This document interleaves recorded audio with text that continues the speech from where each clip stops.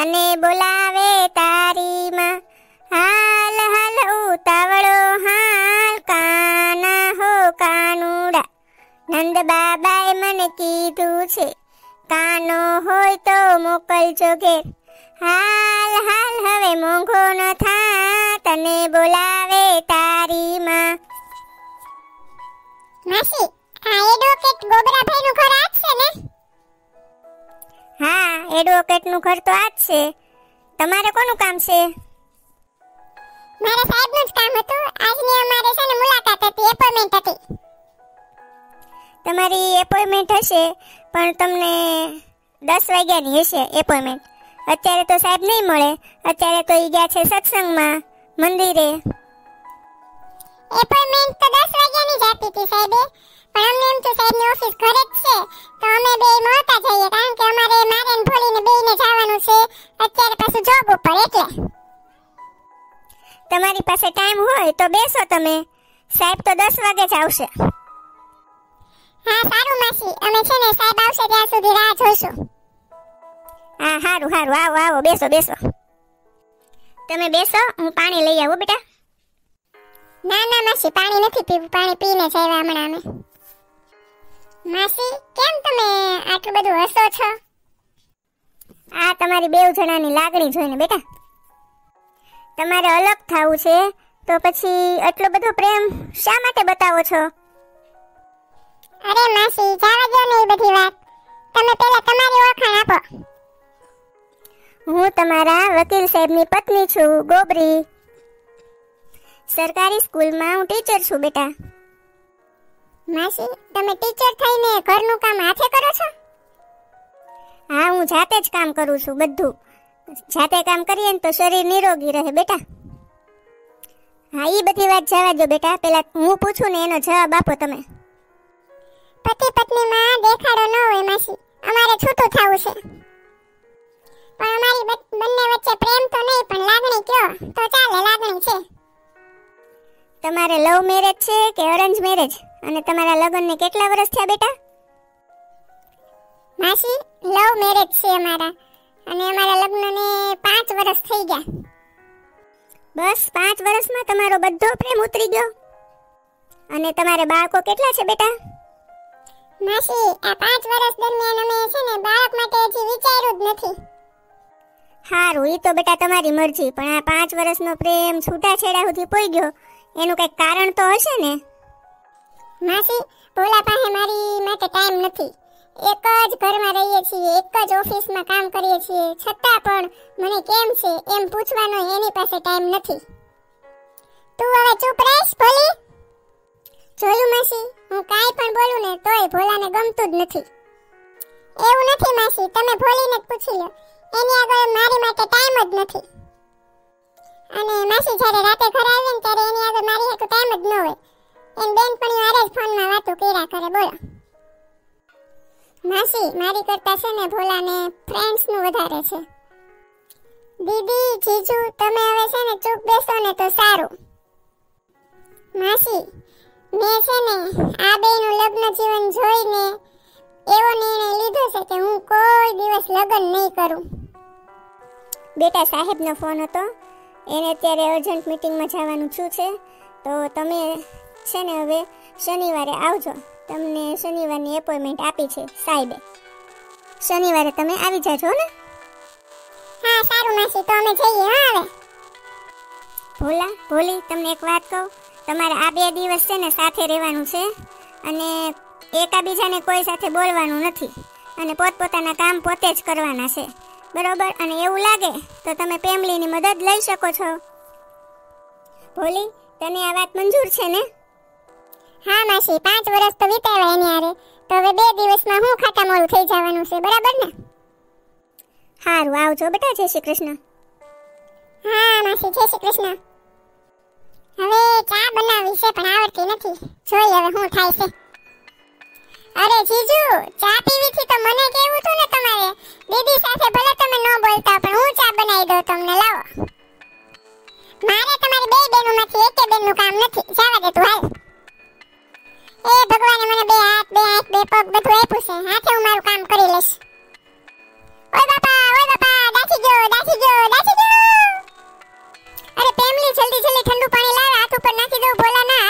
ગયો છે, જલ્દી લાવ લાવ લાવ. આ ઠંડુ પાણી નાખ્યું, હવે વાંધો નહીં. હાશ ભગવાન, હવે કાંઈક ઠંડક વળી હો હાથે. બહુ બળતો હતો બાપા. હવે કેમ છે તમને? આમ સારું છે ને? હવે કાંઈ બળતું નથી ને બહુ? ના ના, હવે બહુ નથી બળતું. થેન્ક યુ હા ભોલી. ગુડ મોર્નિંગ જીજુ. આજે તો રવિવાર છે તોય તમે વેલા જાગી ગયા. હા શું કરું છો ને ફેમિલી, ભોલાને કહી દેજે એની હેતુ ચા કરીને જો રસોડામાં મૂકી છે, પી લે. એ તો કાલે એનો હાથ દાસી ગયો ને એટલે ચા કરી, નકર મારે શું છે. ઓય બાપા, વાગી ગયું મને. ને આ સોફે બેહાડો, હાલ જલ્દી. ભગવાને બે આંખો આપી છે, જરીક જોઈને આવતી હો તો પડી ગઈ ને. તું ઠીક તો છે ને ભોલી? હા હું ઠીક છું હા. થેન્ક યુ મને ઉચકીને સોફા પર બેસાડવા બદલ. અને પગમાં દુખાવો તો નથી થતો ને ભોલી? જો દુખાવો થતો હોય ને તો હાલ આપણે દવાખાને બતાવી આવી. ના મને કઈ દુખાવો નથી હો. ફેમિલી, તાર દીદીને કહી દે મારે એના આભારનો ભાર નથી જોતો હો. આજે છે ને મારી હાટુ જમવાનું ન બનાવતા, હું બહાર જમી લઈશ.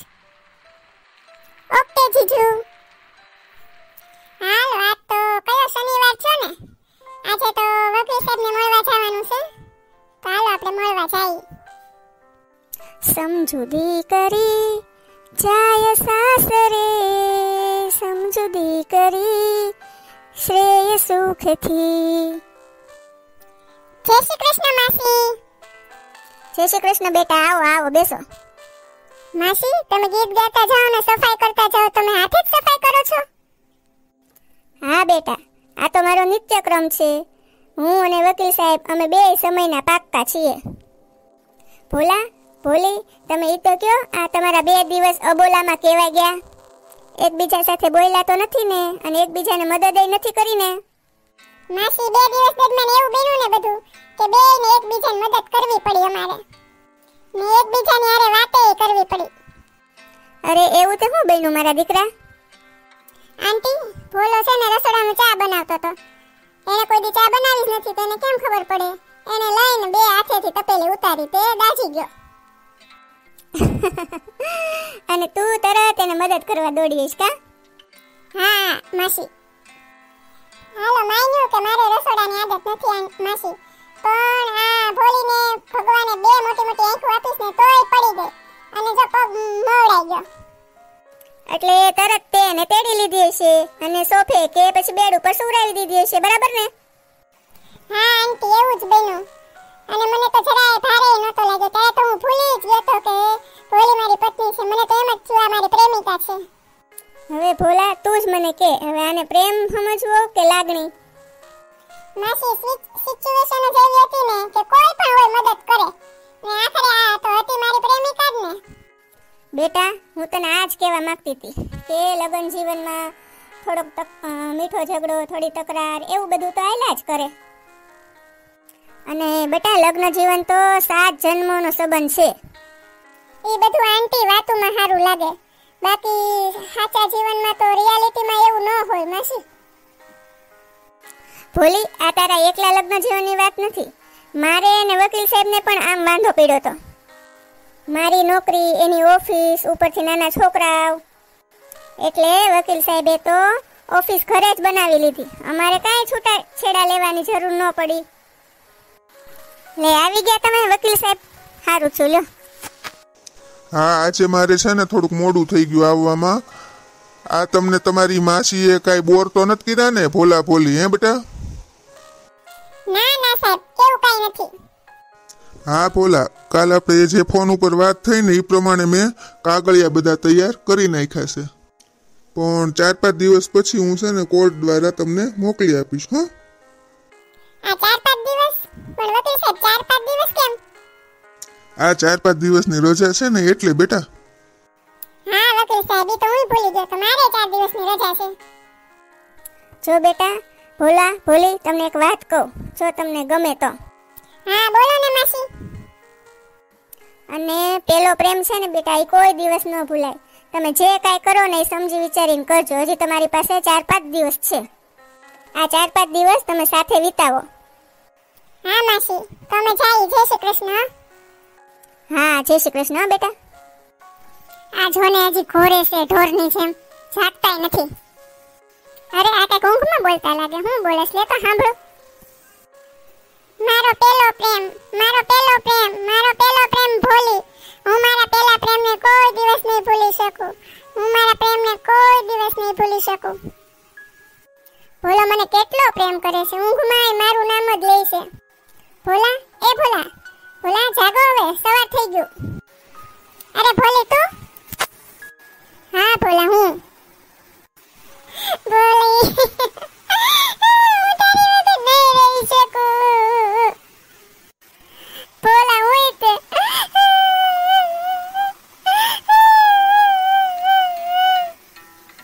ભોલી, હવે હું કોઈ દિવસ કઈ ભૂલ નહીં કરું. ભોલા તમારે એકલાની ભૂલ નથી, ભૂલ તો મેં ઘણી કરી છે, પણ હવે આપણે ભૂલ નહીં કરીએ. હવે હું તમારું બરાબર ધ્યાન રાખીશ, તમને બરાબર ટાઈમ આપીશ. ભોલી તું મને મૂકીને ન જાતી હો. ચાલો હવે તમે છે ને ફ્રેશ થઈ જાઓ. હાલો હું તમારા માટે છે ને ગરમા ગરમ નાસ્તો લઈને આવું છું.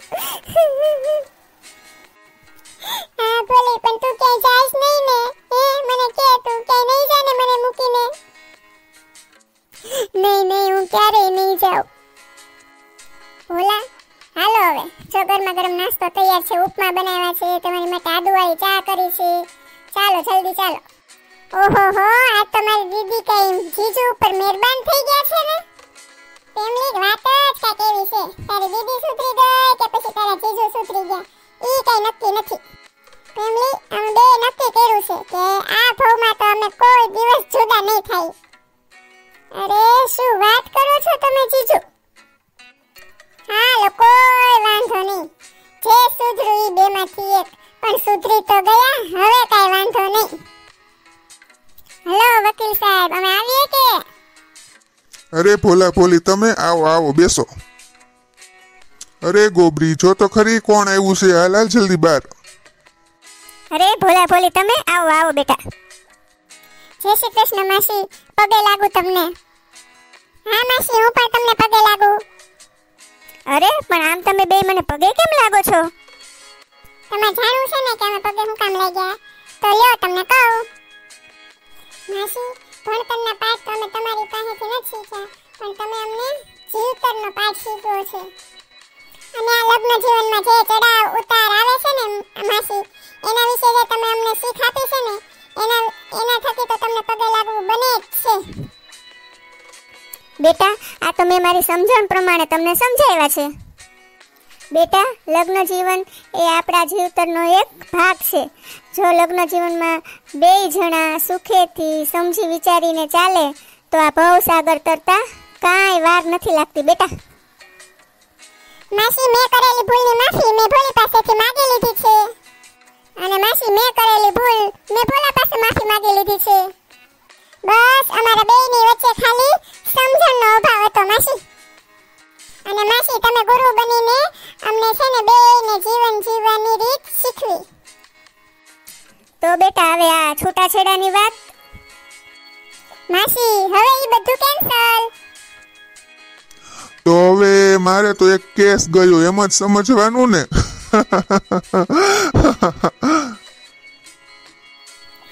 ના ના કાકા, આ કેસ તો તમારે જ સોલ્વ કરવાનો છે. જો તમારી કોર્ટમાં 7 જન્મનો કરાર કરી આપતા હોય ને તો કરો કેસ દાખલ. અમે બે તો માસી તૈયાર થઈને જ આવ્યા છીએ.